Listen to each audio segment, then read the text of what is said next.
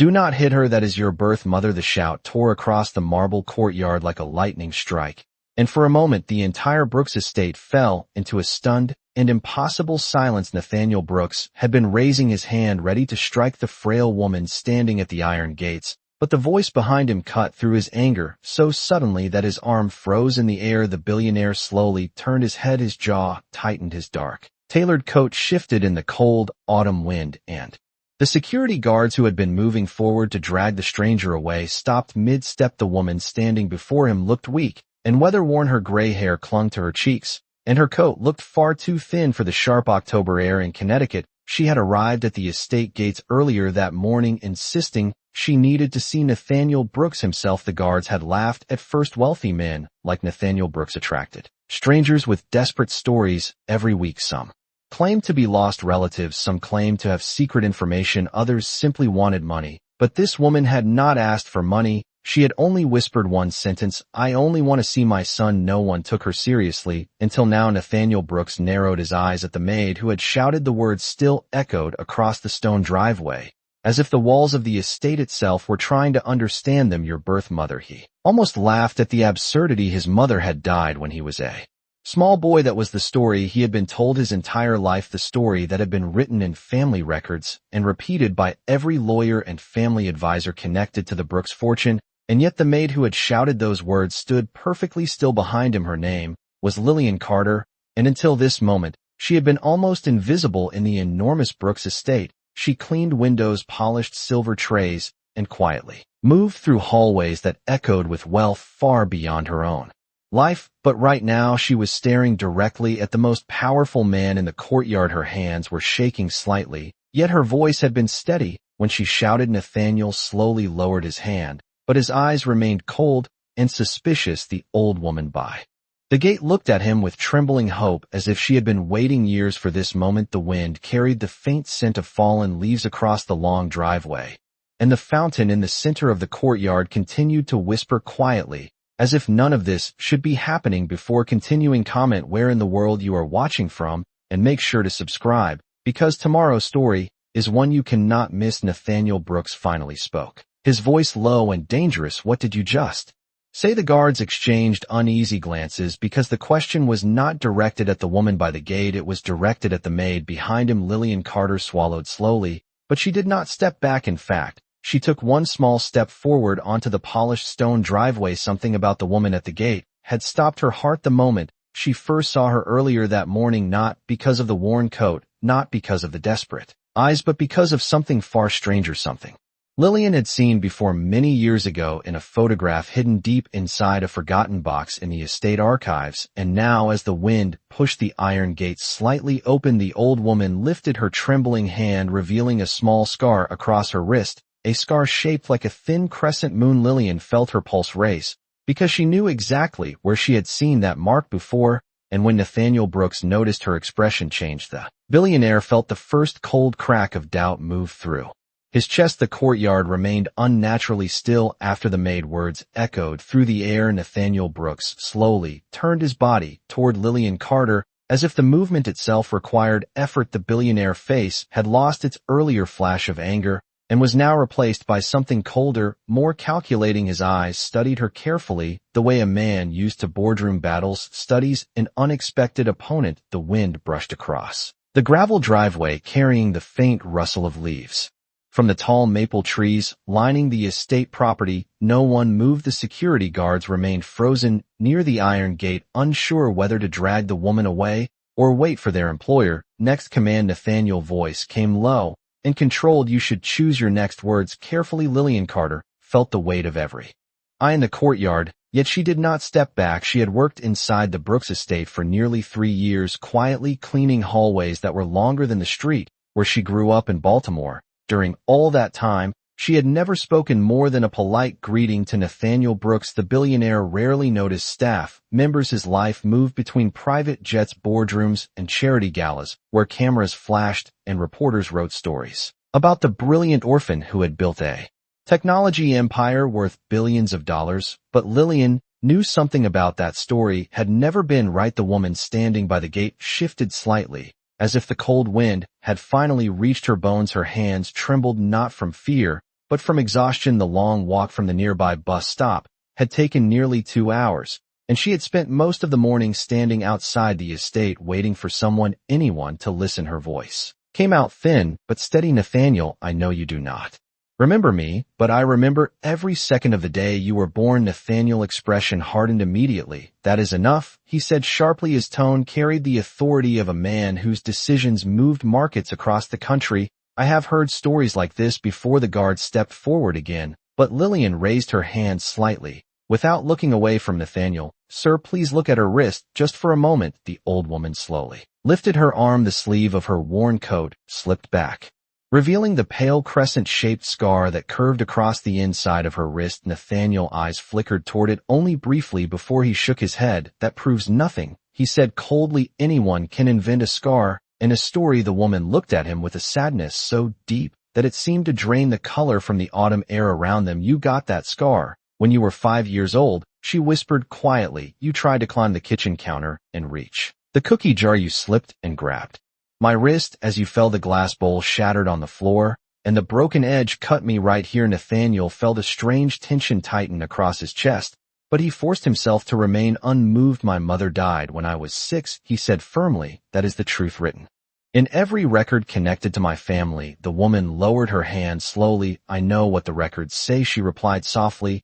but records do not always tell the truth. Lillian's heart was pounding now, because she could feel the shift in the air. The billionaire confidence had not cracked yet, but something small had changed. The butler, James Whitmore, who had quietly stepped out onto the stone terrace, watched the exchange with narrowed eyes. James had served the Brooks family for more than 30 years long before Nathaniel inherited the estate, and something in the old woman's voice stirred a memory he could not immediately place. Nathaniel noticed the butler presence and straightened his posture, as if reminding himself of the role he had played his entire life. I will say this one last time, he said, his voice colder. Now remove this woman from my property. The guards reached for the gate latch, but before they could open it, the old woman spoke again, her voice barely louder than the wind. Nathaniel, your favorite song when you were little was the river lullaby. I sang it to you every night when storms frightened you, because the thunder made you cry. The billionaire breath caught for a fraction of a second before he masked the reaction with a tight jaw. The name of that song had never appeared in any biography article or interview about his childhood. It was a detail buried somewhere deep in his earliest memories, and hearing it spoken aloud made the courtyard feel suddenly smaller. Lillian saw the flicker of recognition in his eyes, and she knew the moment of doubt had finally begun. The courtyard seemed to shrink under the quiet weight of that one forgotten song, the river lullaby. The sound of those words stirred something buried deep inside Nathaniel Brooks' mind, a place he had not visited in decades. A faint echo of soft humming drifted through his memory, the image of a dim kitchen light and the gentle rhythm of a voice singing while rain tapped against the window. He forced the thought away, immediately tightening his jaw as if the memory itself was an insult. This is manipulation, he said firmly, his voice rising slightly as he turned toward the guards. Remove her now. The security men hesitated again, because the tension in the air had changed. The woman at the gate did not move. She simply watched Nathaniel with tired eyes that carried years of waiting. Nathaniel, she said quietly, you used to hate thunderstorms. You would crawl under the dining table and refuse to come out until I sang that song. The guards shifted uncomfortably. Lillian Carter felt the cold stone beneath her shoes. As she stepped forward another inch, her hands trembled, but her voice remained calm. Sir, please just listen to her for a moment. That is enough, Nathaniel snapped sharply, turning toward her. His frustration returned like a sudden storm cloud. You are a housekeeper, not a witness to my personal life. Do not mistake your position here. Lillian lowered her gaze for a moment, but she did not step back. She knew she had already crossed a line that staff members inside the Brooks estate never crossed, yet something inside her refused to remain silent. I know who I am, sir, she said softly. I clean the windows in the West Wing every Monday morning. I polish the silver in the dining hall before your guests arrive, and I sweep the long hallway outside the family archive room every night. Nathaniel frowned slightly at that last detail. The family archive room was rarely visited. It held old photographs, records, and boxes from the early years of the Brooks family, long before Nathaniel built his technology empire. I have seen the photographs in those boxes, Lillian continued carefully, the ones from the small house your family lived in before the company became famous. There is a Picture of a young woman holding a baby boy on a porch swing. The baby is wrapped in a blue blanket, and the woman has a crescent-shaped scar on her wrist. Nathaniel's breath slowed slightly, but his expression remained guarded. The woman by the gate lifted her arm again slowly, as if offering proof. Without speaking, the scar was exactly where Lillian had described it. The butler, James Whitmore, cleared his throat quietly. From the terrace, sir, he said. Carefully, I do remember a photograph like that. Nathaniel's eyes flashed toward him. You remember many things, James, but that does not make this story true. James nodded respectfully. Of course, sir, but the photograph Miss Carter mentioned was real. It was taken at the old Brooks house in Vermont the summer before your mother was reported to have passed away. Nathaniel's chest tightened again. The Vermont house had burned down many years ago, destroying most of the original family records. The story of his mother's death had always been explained simply a sudden illness, a quiet funeral, no details beyond that. The woman at the gate took a slow breath. I waited outside the hospital for 2 days. When they told me I could not see you, she said softly, your father's family had lawyers everywhere. They said I was unstable. They said the baby would be better off without me. The words settled heavily across the courtyard like falling snow. Nathaniel shook his head sharply. No, he said louder now, this is impossible. My father was a respected man in this city. He would never have taken a child from his own wife. The woman's expression did not change. Your father married another woman 6 months later, she replied gently. Did you ever wonder why? Nathaniel opened his mouth to answer, but no words came out, because deep in the quiet corner of his memory, he realized something unsettling. The biographies, the interviews, the carefully written history of Nathaniel Brooks' childhood had always skipped over the months between his mother's death and his father's sudden remarriage, and for the first time in his life that silence began to feel less like coincidence and more like a secret. The silence after the woman's words lingered across the Brooks estate like a storm that had not yet broken. Nathaniel Brooks stood perfectly still on the stone driveway, his mind racing through memories that had always felt incomplete. The story of his childhood had been told to him so many times that it felt like fact. His mother had fallen ill. She had passed away quietly. There had been a small funeral. Then his father remarried, and life continued. That was the version repeated in newspapers, biographies, and interviews. It was the version Nathaniel himself had repeated to reporters when they asked about the lonely childhood that shaped his relentless ambition. But now the woman standing at the iron gate was calmly dismantling that story piece by piece. The autumn wind pushed against the tall maple trees surrounding the estate, scattering dry leaves across the marble courtyard. Lillian Carter watched Nathaniel carefully. She could see the battle behind his eyes. The billionaire was a man who had built a global empire by trusting logic and evidence, not emotion, yet the evidence of the past was beginning to look fragile. Nathaniel straightened his shoulders, forcing confidence back into his voice. This conversation is over, he said firmly, turning toward the guards. I will not entertain accusations against my father based on the claims of a stranger. The guards stepped forward again, but the woman did not resist. She simply looked at Nathaniel with the quiet patience of someone who had carried a truth for many years. Nathaniel, she said softly, I did not come here to accuse anyone. I came because you deserve to know what happened to you. The words hung in the air heavier than before. Nathaniel exhaled sharply. My life has been very public, he replied coldly. If your story had any truth, someone would have discovered it years ago. People investigate everything about me. The woman nodded slowly. Yes, they investigate the man you became, she answered, but they never search for the woman who disappeared before you could remember her. That answer caused the butler, James Whitmore, to shift his posture slightly on the terrace. His mind was turning through memories of his early years working for the Brooks family. Long before Nathaniel inherited the company, James had worked for Nathaniel's father, Charles Brooks, a man known for his powerful influence and carefully controlled public image. James remembered how quickly the household had changed after Nathaniel's mother was said to have died. The staff had been replaced. The old family doctor stopped visiting, and within months Charles Brooks introduced his new wife to society, as if nothing unusual had happened. Nathaniel noticed the hesitation in the old butler's face, and his voice sharpened. James, if you have something to say, you should say it clearly. James stepped forward slowly onto the terrace stairs. Sir, I cannot confirm what this woman claims, he said carefully, but I do remember that the household staff were instructed never to speak about your mother again.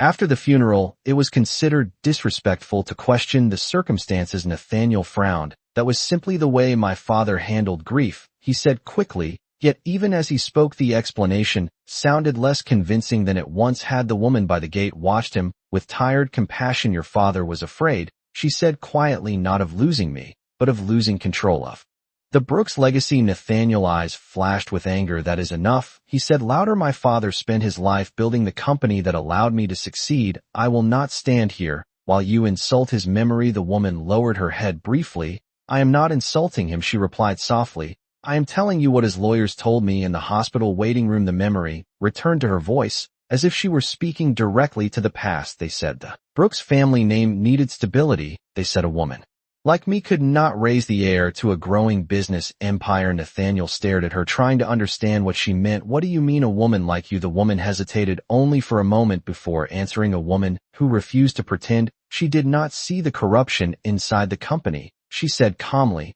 I discovered documents that exposed illegal deals your father had made with investors. When I threatened to reveal them, he made sure I disappeared from your life. The words struck the courtyard like a quiet thunderclap. Lillian felt her breath catch because the story was suddenly larger than anyone had expected. Nathaniel Brooks had always believed he was the proud son of a powerful family. But if the woman at the gate was telling the truth, then the empire he inherited might have been built on a secret far darker than anyone inside the estate had imagined. The words about corruption settled into the cold autumn air, and for several long seconds no one in the courtyard moved. Nathaniel Brooks stood rigid on the stone driveway, his hands slowly closing into fists at his sides. The idea that his father's legacy could be tied to something illegal felt like a direct attack on the foundation of his entire life. His voice came out sharper, now filled with anger that had been building since the moment the woman arrived at his gate. That is a serious accusation, he said slowly,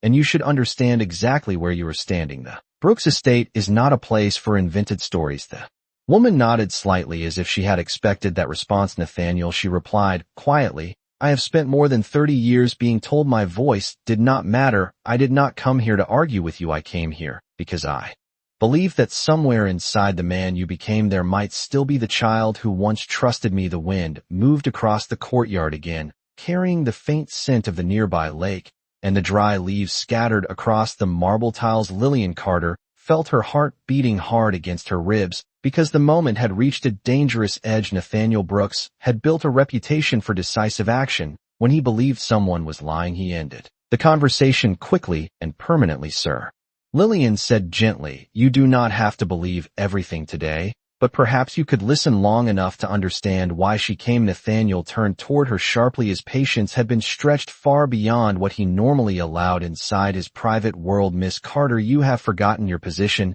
he said coldly. Your responsibility in this house is to maintain the property, not to insert yourself into matters that do not concern you. Lillian lowered her eyes for a brief second, yet when she looked up again, her expression carried a quiet determination. I understand my position, sir, she replied, but sometimes the truth stands in front of us, and the only question is whether we choose to hear it. The woman at the gate looked at Lillian with gratitude before turning her attention back to Nathaniel. When they took you from the hospital, she continued softly, I was told that fighting them would destroy any chance I had of seeing you again. Your father's lawyers made that very clear. They had already arranged legal guardianship documents before you were even born. Nathaniel felt a flicker of disbelief. Guardianship before I was born, he repeated quietly. That makes no sense. Why would my father prepare something like that? The woman answered with a sadness that seemed to carry years of memory. Because he knew I had discovered the financial records hidden in his office, she said. Those documents showed payments from companies that should never have been connected to the Brooks Corporation. I confronted him the night before you were born, and he told me that if I spoke about what I found, I would lose everything, including you. The butler, James Whitmore, shifted uneasily, because he could see the effect those words were having on Nathaniel. For the first time, the billionaire confidence seemed to falter slightly. Nathaniel ran a hand across his forehead as if pushing away a growing headache. Even if that story were true, he said carefully, it would still not prove you are my mother. Anyone could create a dramatic tale to gain access to a wealthy family. The woman nodded slowly. You are right, she admitted. Words alone cannot prove something like this. That is why I brought something with me. She reached carefully into the inside pocket of her worn coat. The guards tensed immediately, but she moved slowly, pulling out a small envelope sealed with faded tape. I Carried this for many years, she said as she held it up toward the gate. It is the only thing they did not take from me the day I was forced to leave the hospital. Nathaniel watched her with guarded curiosity. What is inside it? He asked. The woman met his eyes with quiet certainty. Your birth certificate. She answered. The original document with my name written beside yours. And if you are willing to look at it, the truth about your past will begin. With that single piece of paper, the envelope trembled slightly in the woman's hand as the wind moved across the courtyard, and for the first time since she arrived, the guards hesitated. Instead of stepping forward to remove her, Nathaniel Brooks stared at the small faded envelope, as if it were something dangerous, something capable of breaking the carefully built structure of his past. His voice came out quieter now, but the sharp edge remained. You expect me to believe that a single document proves everything? She replied softly. No, Nathaniel, I expect you to look at it and decide for yourself. The billionaire stood still for several long seconds. The fountain in the center of the courtyard continued to murmur quietly, and somewhere beyond the trees a distant boat engine echoed across the lake, reminding everyone how strangely ordinary the world sounded while something extraordinary was unfolding. James Whitmore cleared his throat gently. Sir, perhaps it would not harm anything to examine the document. Nathaniel glanced toward the old butler, clearly irritated that his own staff was beginning to treat the situation with seriousness, yet deep inside, he understood that refusing to even look would make him appear afraid of the truth. Finally, he exhaled slowly. Fine, he said, but the moment this turns out to be another fabrication, you will leave this property and never return. The woman nodded without protest. I never came here expecting kindness, she said quietly. I only hoped you would allow the truth a moment to breathe. Nathaniel gestured to one of the guards. Open the gate, but remain nearby. The iron gate creaked softly as it swung inward, and the woman stepped cautiously onto the long stone driveway. Her shoes were worn thin, and Lillian noticed the way she favored her left foot as she walked, as if years of difficult work had slowly worn down her strength. When she reached Nathaniel, she held out the envelope with careful respect, as though it contained something sacred. He hesitated before taking it. The paper felt fragile beneath his fingers, and the tape sealing the edges had yellowed with age. As he slowly opened it, a faint scent of old ink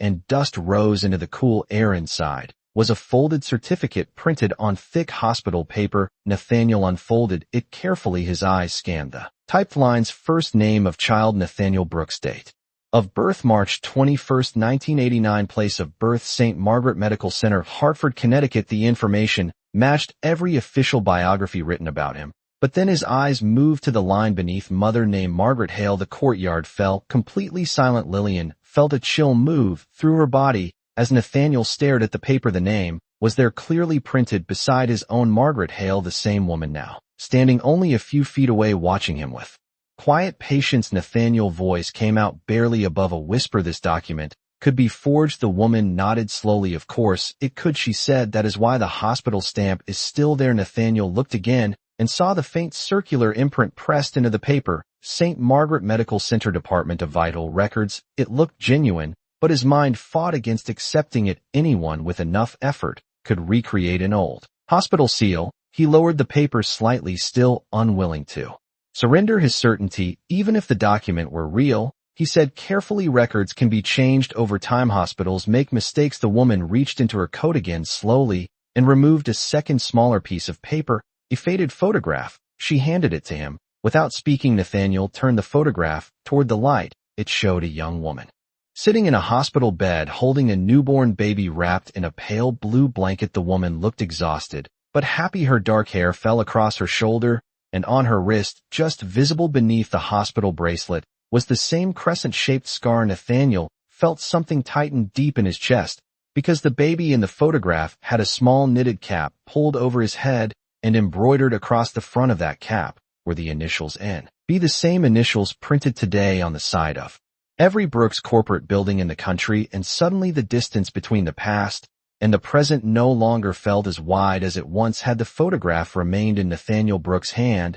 and for several seconds he did not speak. The autumn sunlight reflected faintly across the glossy surface of the old picture, revealing the young woman's face more clearly. She looked tired, yet peaceful, the way a mother often looks after holding her newborn child for the first time. The baby, wrapped in the pale Blue Blanket rested quietly in her arms, completely unaware of the storm of questions that would follow decades later. Nathaniel felt his throat tighten slightly, but he forced his expression to remain controlled. This could still be staged, he said slowly. Old photographs can be recreated. People do it all the time when they want to deceive someone with money. The woman did not argue. She had expected resistance. Nathaniel, I know this is difficult to accept, she said softly. You built your life believing one version of your past, and now someone you do not even know is asking you to question it. But I did not come here hoping you would believe me immediately. I only came because I knew that someday you deserved the chance to see the truth with your own eyes. Nathaniel lowered the photograph slightly. His mind searched for a logical explanation, something that would restore the certainty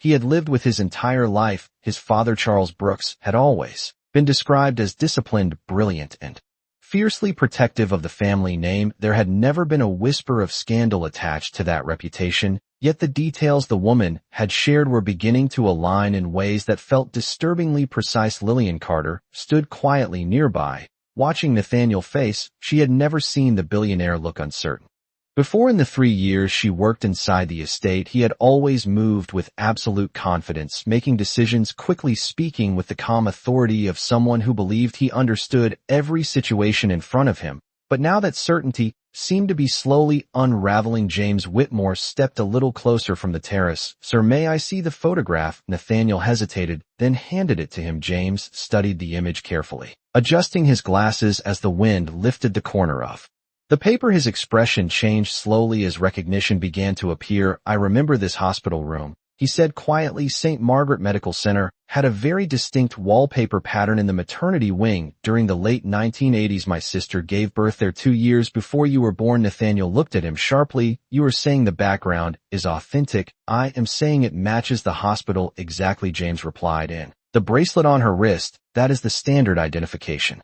band they used during that time period. The woman watched Nathaniel carefully. As the realization began to deepen, Nathaniel shook his head slightly, trying to regain control. This still proves nothing, he insisted. Anyone could have taken an old photograph from that hospital archive and inserted a different face. The woman nodded slowly. You are right again, she said. That is why there is something else. She turned slightly and pointed toward the small scar on her wrist. You asked earlier why I showed you this mark. It was not only because of the story I told about the kitchen accident when you were 5 years old. Nathaniel frowned slightly. Then why show it? The woman looked at him with steady eyes. Because the doctor who delivered you stitched that scar himself the night you were born. She paused, letting the memory settle into the quiet courtyard. When the complications began during labor, I lost consciousness, and the medical team rushed you into an emergency procedure. The doctor cut my wrist accidentally while trying to move equipment, and he stitched it before your father. Lawyers arrived. Nathaniel felt the air grow heavier around him. The idea that a detail so small could connect directly to the moment of his birth unsettled him in a way the documents had not. And yet one question continued to press against his mind. If what you are saying is true, he said carefully, why wait until now? Why appear after more than 30 years? The woman took a slow breath, because answering that question meant revealing the final reason she had come. I did not come sooner, she said quietly, because I was afraid of the same men who took you from me. But recently, I learned something that changed everything. Nathaniel's eyes narrowed slightly. What did you learn? The woman looked directly at him, her voice steady. Your father secret deals, the ones I discovered all those years ago, they never truly disappeared. Nathaniel felt a cold weight settle in his chest.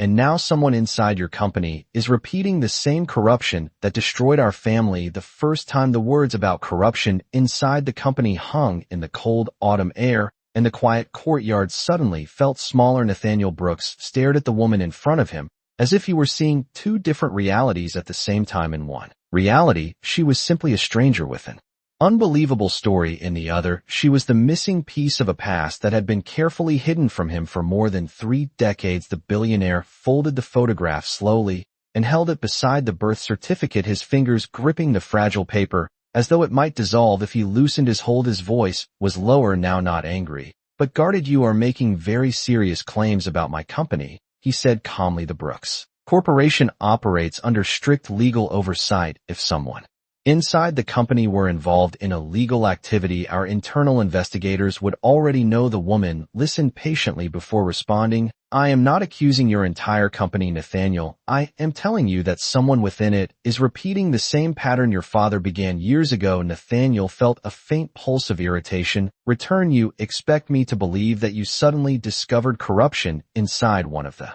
largest technology firms in the country after staying silent for more than 30 years, she answered quietly. I did not discover it suddenly. I discovered it slowly, because the same kind of transactions that once passed through your father's office have begun appearing again in financial records connected to your new defense technology contracts. The wind shifted across the estate, carrying the distant sound of water against the lake shore. Lillian Carter noticed the way Nathaniel's posture stiffened when the woman mentioned defense contracts. Those deals were among the most confidential projects inside the Brooks Corporation. Only a small circle of executives had access to them. Nathaniel narrowed his eyes carefully. Who told you about those contracts? The woman shook her head. No one needed to tell me. The public filings your company submits to the federal government contain enough information for anyone who knows what to look for. Nathaniel felt a quiet unease spread through his chest. The woman was speaking with the confidence of someone who understood financial documents in detail that did not match the image of a desperate stranger trying to manipulate a wealthy man,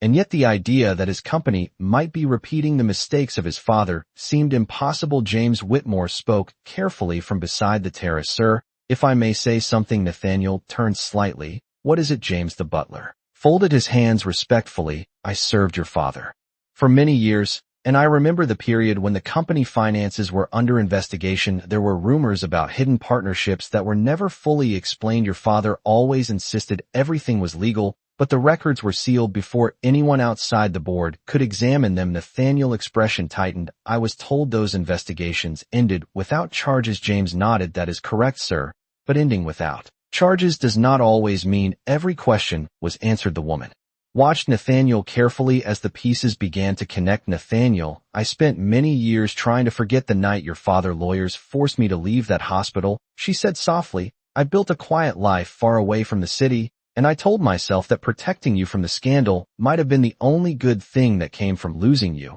But when I began seeing those same financial patterns appear again, I realized something terrible. The past had not ended, it had simply waited. Nathaniel felt the weight of her words settle into the silence around them. Why come to me now? He asked again. The woman took a slow breath. Because the person responsible for those deals works directly under your authority, she said quietly. Nathaniel's eyes narrowed. Who? The woman looked straight at him, her voice steady. The executive managing your government security division, Daniel Rourke. The name struck Nathaniel like a sudden shock.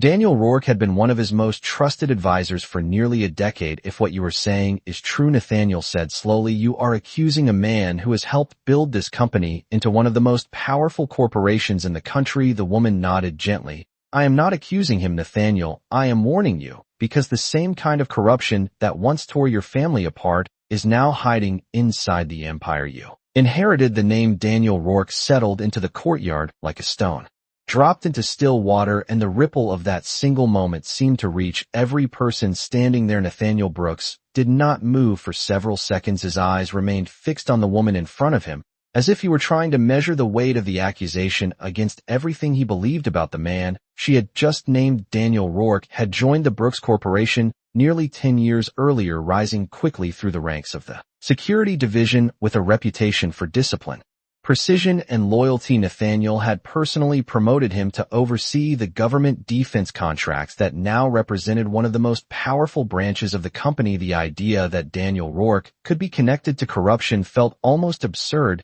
yet something about the certainty in the woman's voice made the situation impossible to dismiss completely. Nathaniel folded the birth certificate and photograph carefully in, held them in one hand. His other hand rested against his coat pocket, where his phone usually remained during business hours. His voice was calm, but heavy with tension. You understand that accusing a senior executive of criminal activity is not something I take lightly. The woman nodded. I understand that better than you think, Nathaniel, because I once stood in front of your father and made the same mistake. The wind shifted again, brushing dry leaves across the stone courtyard. Lillian Carter felt a chill run through her shoulders, not from the cold, but from the growing realization that this encounter had moved far beyond a simple family secret. Nathaniel took a slow breath and spoke again. If Daniel Rourke were involved in illegal activity, There would be records, transactions, documents, something concrete. The woman met his gaze without hesitation. There are records, she said quietly. That is why I came. Nathaniel's expression tightened. You have evidence. She reached into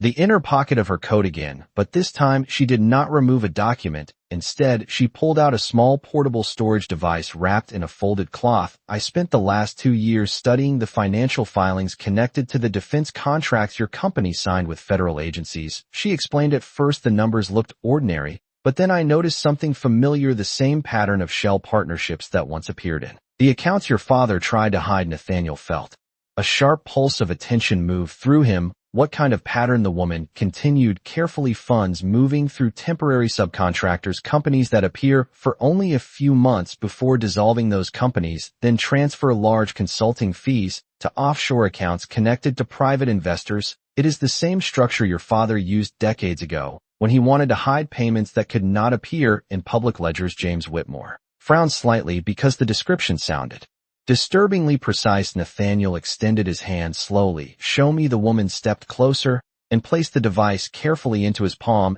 Everything you need to see is stored there, she said quietly. The files include contract summaries, transaction trails, and the names of the shell companies involved. I copied the information from public filings and cross-referenced it with corporate disclosures. Nathaniel looked down at the small device, turning it between his fingers. You expect me to trust data you collected on your own? The woman answered calmly. I expect you to verify it with your own investigators. Nathaniel remained silent for a moment, and then slowly slipped the device into his coat pocket. If what you are saying is true, he said carefully, then Daniel Rourke has been hiding something inside my company for years. The woman nodded softly. That is exactly what I believe. Nathaniel glanced toward the estate building where the tall glass windows reflected the gray afternoon sky. A strange thought crossed his mind. If this woman was telling the truth, then the person who had helped build the modern Brooks Corporation might also be quietly repeating the corruption that had once destroyed his family reputation.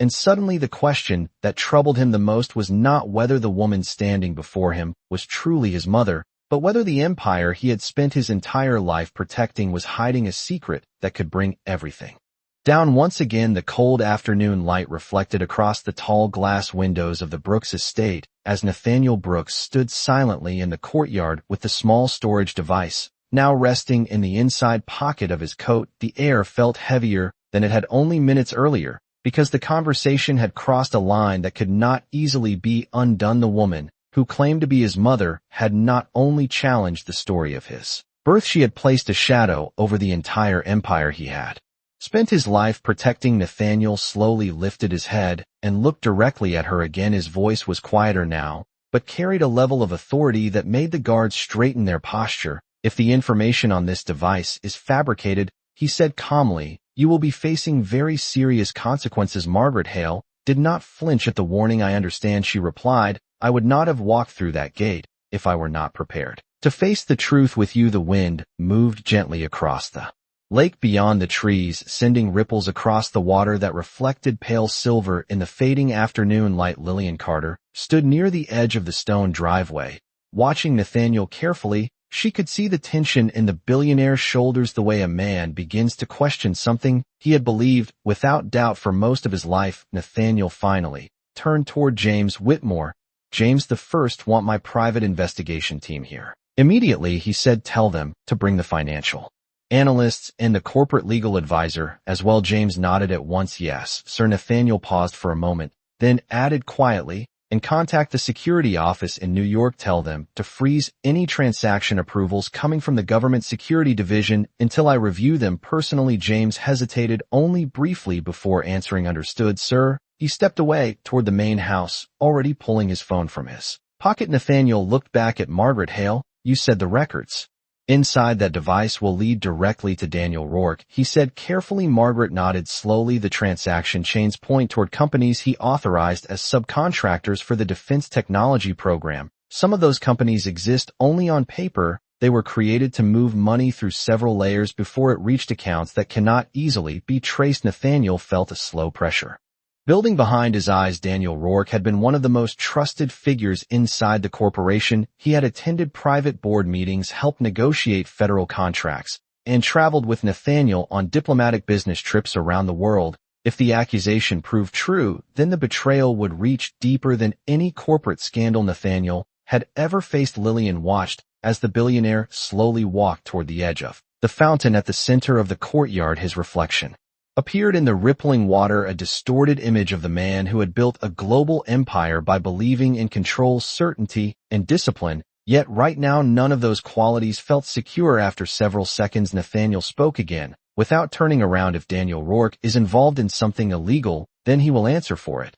But understand this, Margaret, if the evidence proves false, you will never approach this family again. Margaret did not protest. I did not come here hoping for forgiveness, she said softly. I came here because I saw the same darkness returning, and I could not watch it destroy your life the way it destroyed mine. Nathaniel remained silent for a moment.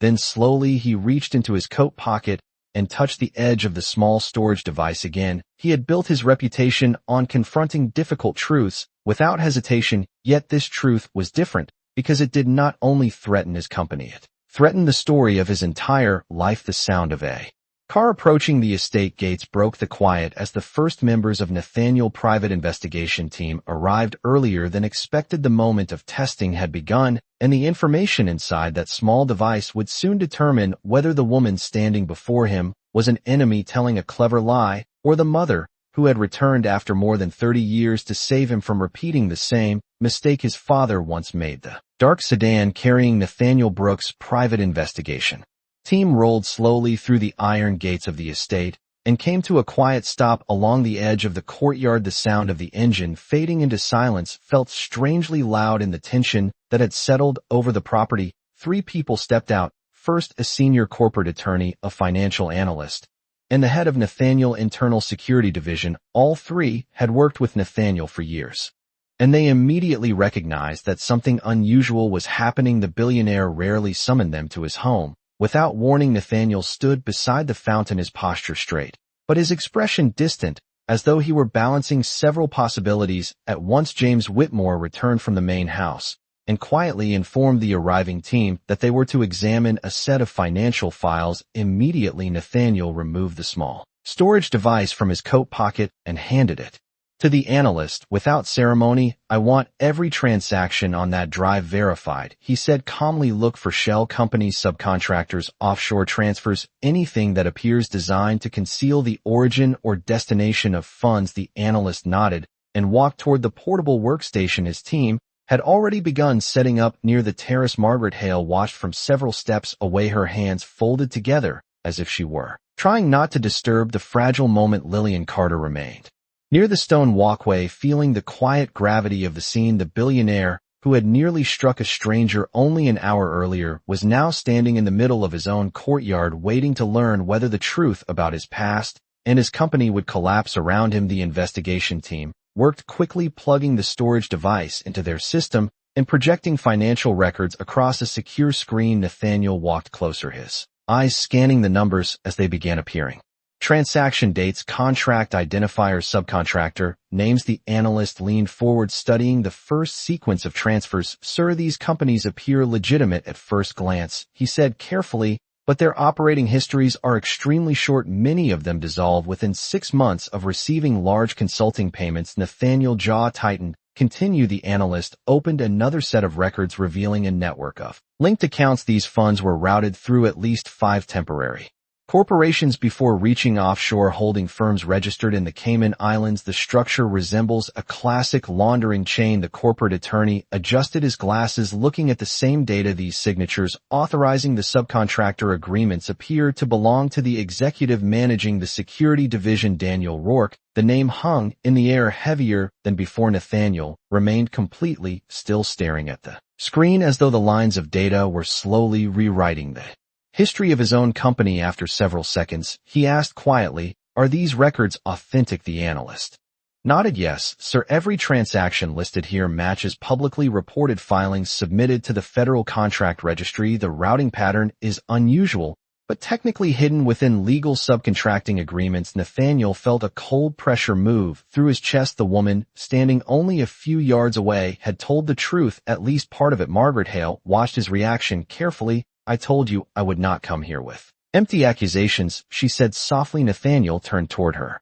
Slowly his voice was controlled but carried the weight of realization. You said my father used the same method decades ago. Margaret nodded. The same structure, temporary partners, moving money through layers until no one could trace the source. Nathaniel looked back at the glowing screen, where Daniel Rourke authorization codes appeared beside several of the largest transfers inside the file. A deep silence followed, because everyone present understood what the discovery meant if the pattern continued through the rest of the contracts. Then the scandal would reach far beyond a single executive. It would threaten the reputation of the entire Brooks Corporation. Nathaniel finally spoke again, his voice low but decisive. Contact Daniel Rourke immediately. Tell him I want him here at the estate within the hour. The security chief nodded at once and stepped aside to make the call. As the message was sent, Nathaniel stood motionless beside the fountain, the evidence of betrayal glowing on the screen in front of him, and the woman who had warned him about it standing quietly across the courtyard, waiting to see whether the son she had lost would now choose truth over the empire built by the man who once took him away. The message summoning Daniel Rourke had barely left the estate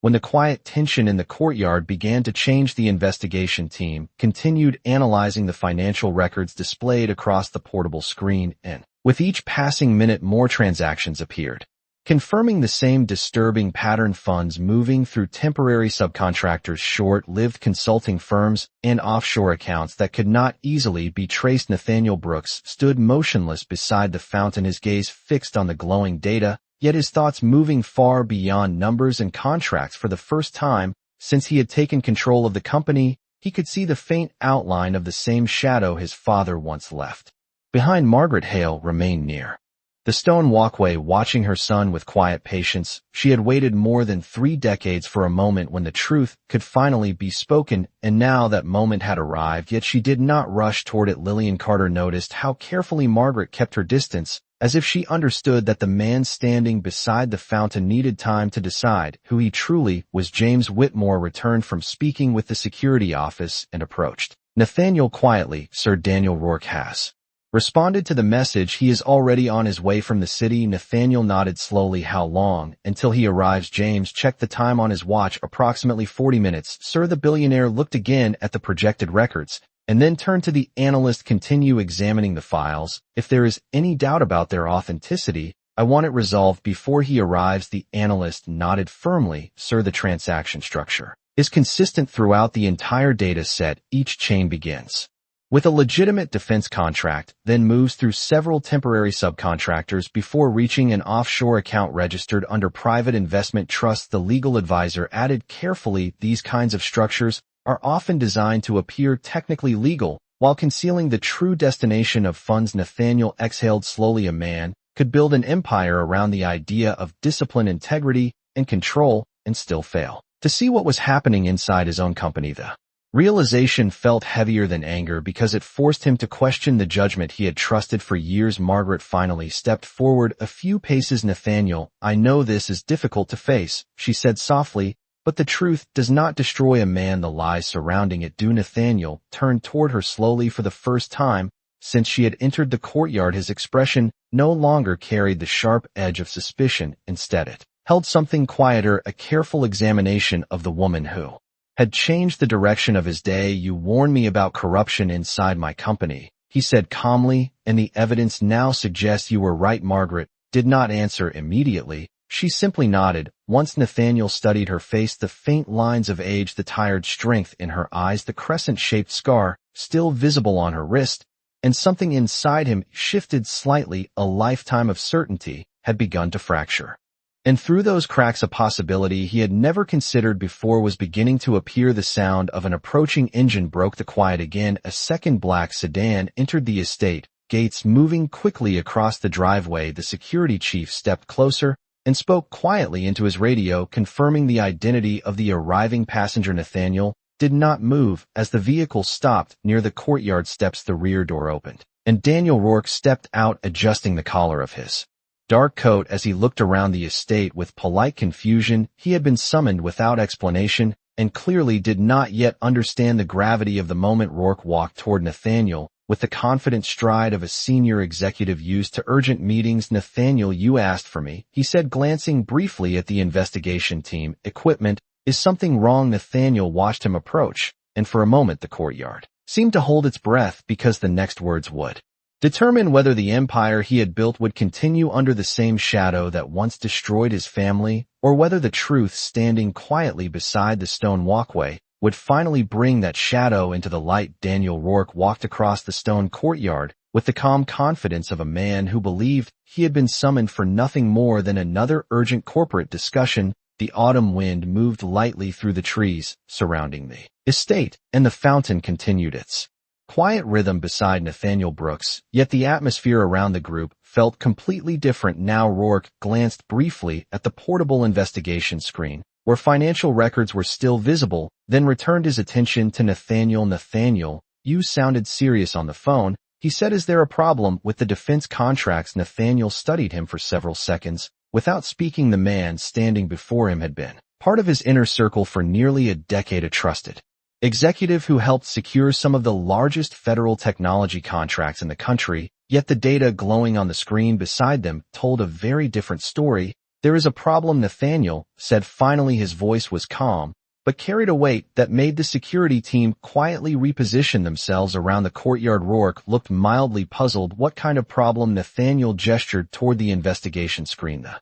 financial analyst enlarged a series of transaction chains, and the names of the shell companies appeared clearly along the display, followed by the offshore transfers. Rourke's expression remained composed for a moment, but a small tension appeared near the corner of his eyes as he read the authorizing signatures attached to the contracts. Nathaniel spoke again. Slowly, these transactions were approved under your authority. Daniel Rourke folded his arms calmly. Those subcontractors were created to manage sensitive research partnerships. Government security projects often require complex financial structures. Nathaniel nodded slightly. That explanation would sound reasonable if the funds had not continued moving through 5 additional corporations before reaching private investment accounts in the Cayman Islands. Rourke's face remained steady, but his silence lasted just a moment too long. The corporate attorney stepped forward quietly. The routing pattern matches the same financial structure once investigated during the final years of Charles Brooks' leadership. The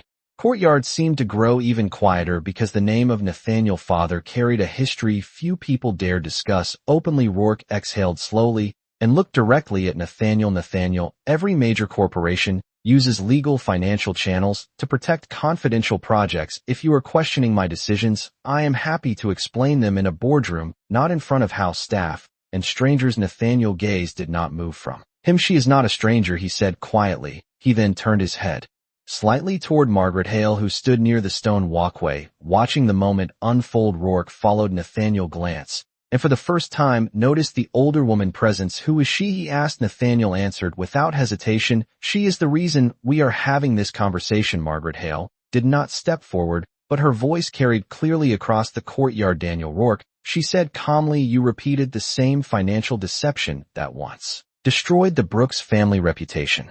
Rourke's expression hardened slightly. I have no idea what you are talking about, he replied. Nathaniel reached into his coat pocket and removed the small storage device, placing it on the edge of the fountain. The financial analyst confirmed the records have been verified. He said quietly, every transaction on that drive matches the government contract filings. The security chief stepped forward, then speaking with professional calm, Daniel Rourke, we will need you to remain here while the federal investigators review these records. Rourke looked from the screen to Nathaniel and finally toward the security officers. Realizing the situation had already moved beyond his control, you are making a mistake, Nathaniel, he said sharply. Nathaniel's voice remained steady. The mistake was trusting you without asking enough questions. The security officers moved closer, escorting Rourke toward the waiting vehicle, while the investigation team began preparing the files for federal review. As the car doors closed and the vehicle left the estate, the long tension that had filled the courtyard slowly began to fade. Nathaniel stood beside the fountain, looking down at the reflection in the water for a moment before turning toward Margaret Hale. The anger that once filled his voice had disappeared, leaving only a quiet honesty. If you had not come today, he said slowly, the same corruption might have destroyed everything my father built. Margaret shook her head gently. I did not come to destroy your company, Nathaniel. I came to stop history from repeating itself. Nathaniel studied her face again, seeing not a stranger, but a woman who had carried the truth for more than 30 years. Then quietly,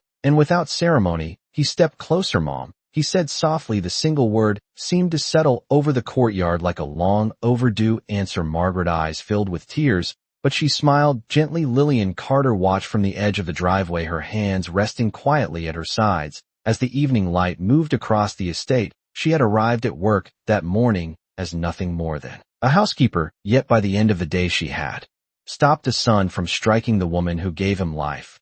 And as the sun lowered behind the trees, the Brooks estate felt different, as though the truth that had finally been spoken had made the entire place breathe again. Because sometimes the most powerful act in the world does not come from wealth or authority, but from the courage of a quiet voice that refuses to stay silent when it matters most.